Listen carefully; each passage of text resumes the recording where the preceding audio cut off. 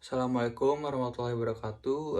Saya Firya Raffi Muzaki dari S1 Informatika dengan NIM 13012105006.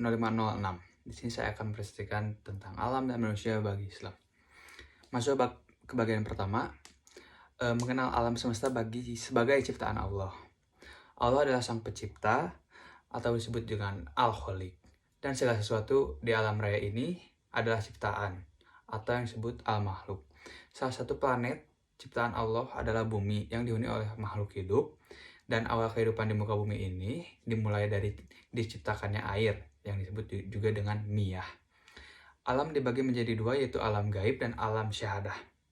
Alam gaib adalah alam yang tidak bisa dirasakan oleh manusia selain Allah Subhanahu wa taala. Dan begitupun alam syahadah.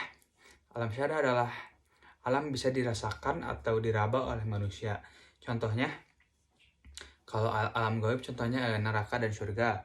Kalau alam syahadah yaitu bumi yang kita sekarang tinggal di sini. Masuk ke bagian 2. Contoh ayat yang memberikan pencerahan informasi dalam menemukan konsep-konsep ilmu pengetahuan. Ayat tersebut ada di surat Hud ayat 7 yang bunyinya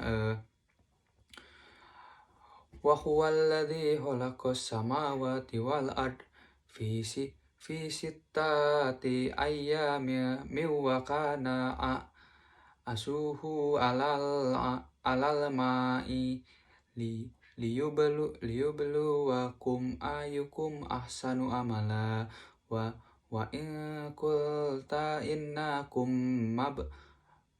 mab'usu mim ba'dil mauti la yaqulanna alladziina kafaru in hada illa sirun mubin, yang artinya dan dialah yang menciptakan langit dan bumi dalam 6 masa dan asyrinya di atas air, agar dia menguji siapakah di antara kamu yang lebih baik amalnya.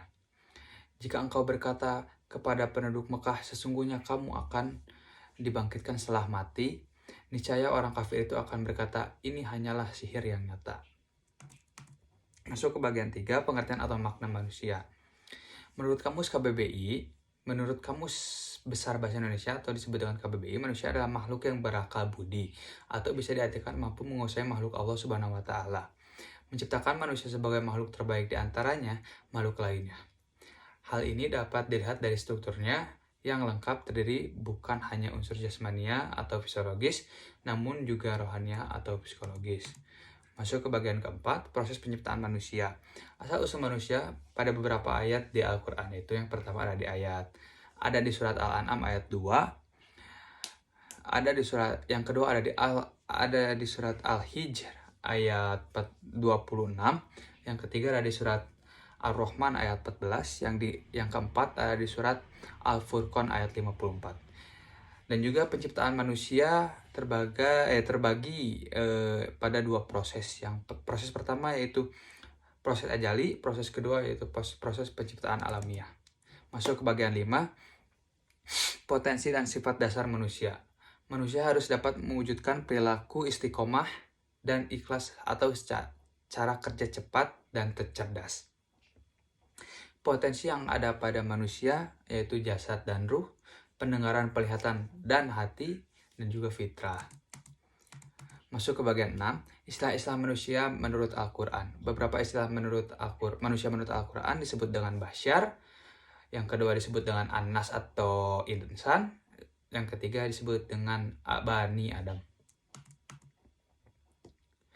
Selanjutnya, manusia akan melalui beberapa tahap di dunia. Beberapa tahap. Yang pertama alam ruh, yang kedua alam rohim, yang ketiga alam dunia, dan yang terakhir alam barzah. Cukup sekian dari saya.